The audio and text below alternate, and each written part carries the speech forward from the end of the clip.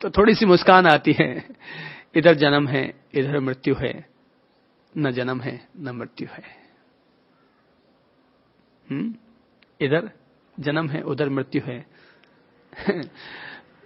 फिर अचानक मुस्कुराकर अंतरात्मा में स्वर उभरते हैं, न जन्म है न मृत्यु है। बस चौराहे पर चलते हुए इंसानों की तरह अपन सभी लोग चलते हुए आते हैं और चले जाया करते हैं। श्री भगवान कहते हैं कि जब कोई व्यक्ति अपनी देह का विसर्जन करता है और ज्ञानी की तरह अपने शरीर का त्याग करने पर कटिबद्ध हो चुका है, उस व्यक्ति को उस दौरान अंतर्मन में किसी भी तरह की इच्छा, मोहमाया संग्रहित नहीं करनी चाहिए, वरना अन्यथा यही संग्रह वापस उसे जन्म धारा की तरफ ले आएगा। यही धारा उसे मृत्यु से वापस जन्म की तरफ खींच लाएगी। क्योंकि इसे कहते हैं नियाणा, निदान, अर्थात कहते हैं कि अंतमति सुगति। अंतिम समय में इंसान की जैसी मति होगी, उसकी गति दुर्गति सदगति भी वैसे ही हो जाएगी। तो इसीलिए तो अपन ईश्वर से प्रार्थना करेंगे कि हे ईश्वर, तू हम पर इतना रहम कर कि जब तक हम जिए तब तक हमारी बुद्धि सद्बुद्धि रहे, और जब हम मरे तो हमारी गति सदगति हो। इतनी सी प्रार्थना काफी होती है कि जिए तो मति सन्मति रहे और जाए तो गति सदगति हो। बस तुमसे इतना अनुग्रह चाहिए, इतनी सी कृपा चाहिए। अंतिम समय में अगर हमारे भीतर किसी भी तरह की माया की गांठ बन गई, चाहे वो अनुराग मूलक हो, चाहे वो विद्वेष मूलक हो, वो जन्म जन्मांतर तक हमारा पीछा करती रहेगी। अपन सब लोगों को याद है महावीर का पूर्व भव, पूर्व जन्म, कि जब उन्होंने क्रोध में आकर के अपने ही अंगरक्षक के कानों में खौलता हुआ शीशा डलवा दिया था, क्योंकि अंगरक्षक ने उनकी आज्ञा पालन करने में कोताही बरती थी। तो कहते हैं कि जब कान में खौलता हुआ शीशा डाला गया होगा तो अंगरक्षक के मन में भी राजा के प्रति अत्यधिक क्रोध पैदा हुआ होगा, पर अंगरक्षक था, कुछ बोल ना पाया और मर गया। पर अंतिम क्षण में अगर किसी भी तरह का भाव, दुर्भाव, सद्भाव रहता है तो इंसान के जन्म जन्मांतर तक वो पीछा करता है।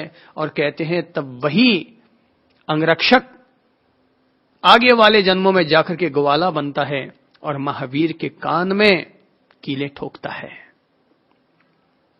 ये ऐसे ही नहीं ठुकी गई थी कीले, ये भुगतान था।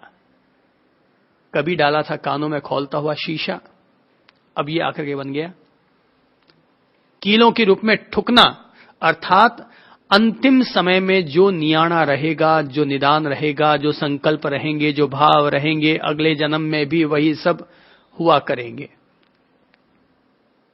आप लोग वो लतीफा कहा करते हैं ना, कि जिस लतीफे में बताते हैं, लतीफा ही कहूंगा मैं इसे, और क्या कहूंगा, कि जिस लतीफे के रूप में कहा जाता है कि इंसान मर रहा था, 3 बेटे थे, बोले बेटा, बड़ा बेटा कहाँ है? बोले आपके सिरहाने खड़ा है। बोले छुटका कहाँ है? बोले आपके पगाथे खड़ा है। बोले मंझला कहाँ है? बोले आपके बगल में ही बैठा है। तो मोहासक्त इंसान कहता है कि अगर तीनों ही यहां बैठे हैं तो दुकान को कौन चला रहा होगा? अब जरा बताइए कि उस दौरान किसी भी प्राणी की मृत्यु होती है तो मर करके उसकी गति क्या होगी? ऐसी स्थिति में अगर किसी भी व्यक्ति की मृत्यु होती है तो मरने के बाद उसकी स्थिति क्या होगी? इंसान की मृत्यु को सुधारने के लिए ही एक बहुत अच्छी प्रेरक कहानी बताई जाती है, कि जिसमें कहा जाता है कि व्यक्ति मर रहा था, कंजूस था, मोहासक्त था, लोभी जीवड़ा था। पत्नी को पता चल गया था कि मेरे पति के अब प्राण निकलने वाले हैं, पर ये मर नहीं पा रहे हैं।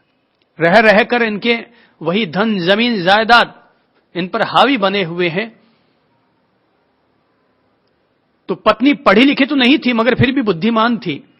उसने अपने पति के एक मित्र के समझदार बेटे को अपने पास बुलाया और कहा कि भाई मेरा पति हर समय वही दुकान, वही जायदाद, इसी की फितरत में उलझा हुआ है। मैं चाहती हूं मेरा पति जिए, पर अब इनके जीने की संभावना नहीं है, डॉक्टर ने जवाब दे दिया है, तो मैं चाहती हूं अंतमति सुगति। जीवन भर इन्होंने जो कुछ भी किया किया, पर मरते समय अगर इनकी बुद्धि सद्बुद्धि रहेगी तो प्रभु को अपना मुंह दिखा सकेंगे। तो मित्र के बेटे ने पूछा कि चाची आप चाहती क्या है? बोले मैं केवल इतना चाहती हूं कि ये जो जमीन, जायदाद, धन, दौलत, पत्नी, बच्चे जो कुछ भी हैं, इनके प्रति इनकी आसक्ति कम हो जाए। बोले अच्छा ठीक है चाची, मैं कोशिश करता हूं। अगले दिन वो मित्र का बेटा पहुंचा और जाकर कहने लगा सेठ साहब, अंकल, आज रात को एक गजब का सपना आया। बोले क्या आया बेटा, सपना क्या आया? बोले कि अंकल सपना यह आया कि आज रात को सपने में मेरे पापा आए। चूंकि आपको पता है कि मैं तो दर्जी हूं, तो रात को सपने में पापा आए और कहने लगे बेटा जब मैं मरा था तो तुम लोगों ने अपनी औकात से ज्यादा सारा सामान मेरे साथ रख दिया था, तो सारा सामान तो मैं लेकर के ऊपर आ गया हूं, स्वर्गलोक तक पहुंच गया हूं, और मुझे देवाधिदेव के लिए एक अच्छी सी पोशाक बनानी है। मैं सारा सामान तो अपने साथ लेकर ऊपर आया हूं, पर सुई लाना भूल ही गया। हो सके तो इस बार कोई नीचे से आ रहा हो ऊपर तो उसके साथ सुई भेज देना। सो अंकल मैं एक सुई अपने साथ लेकर आया हूं।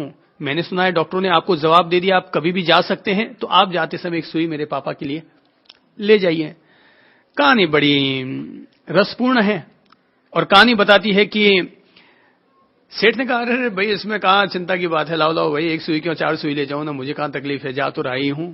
डॉक्टर ने जवाब दिया इसलिए जा तो रही हूं, 4 सुइयां ले जाऊंगा। ठीक है, एक सुई रखी, आदमी तो लड़का तो चला गया। सेठ ने सुई ली, जेब में डाली, हां लेके चला जाऊंगा भाई निश्चित रहो। कि तभी थोड़ी देर के बाद में चिंतन चला, अरे यार ले जाऊं कहां से, ये कपड़े तो लोग यहीं उतार लेंगे। हां वापस जेब में से सुई निकाली, तो क्या करूं? सोचते बोले कि बालों में ठोक लेता हूं। फिर लगा यार बाल तो मोड़ा कर देंगे लोग यहीं पर जलाने से पहले, तो ये सुई फिर यहीं गिर जाएगी। तो एक काम करूं, अपने पांव की मोटी चमड़ी में डाल देता हूं। तो वहां डाला, तभी फिर एहसास हुआ अरे भाई शरीर भी तो यहीं छूट जाएगा, तो सुई जाएगी कैसे? कहते हैं कि रात भर यही क्रम चलता रहा, यही चिंतन चलता रहा, यही प्रयत्न चलता रहा। अगले दिन वो बेटा आया मिलने के लिए। बोले क्या बात है अंकल आप गए नहीं क्या? मित्र का बेटा आया और कहने लगा क्या बात है अंकल आप गए नहीं क्या? बोले बेटा गया क्या नहीं, तूने तो मुझे जीवन का आत्मज्ञान दे डाला। बोले क्यों, क्या हुआ चाचा? बोले बेटा तूने मुझे ये आत्मज्ञान दे डाला कि जब कोई जीव जाता है तो जीव अकेला ही जाता है, साथ में कुछ ले जा नहीं सकता। तुम्हारी ये सुई मैं ले जाने में असमर्थ हूं। मित्र के बेटे ने कहा चाचा जी जब आप एक सुई भी साथ नहीं ले जा सकते, तो जिस जमीन जायदाद और धन दौलत में आप अपने मन को मशगूल रखे हुए हैं, वो धन और जमीन जायदाद भी आप कैसे साथ ले जा सकेंगे? कहते हैं कि तब आदमी की चेतना जगती है। कोई सा ही प्राणी होता है जो बदलता है, बाकी तो वापस वैसे के वैसे ही लोग रह जाया करते हैं। कोई सा ही प्राणी होता है जिसमें हकीकत में अंतर्बोध घटित होता है और तब वो बदल जाता है।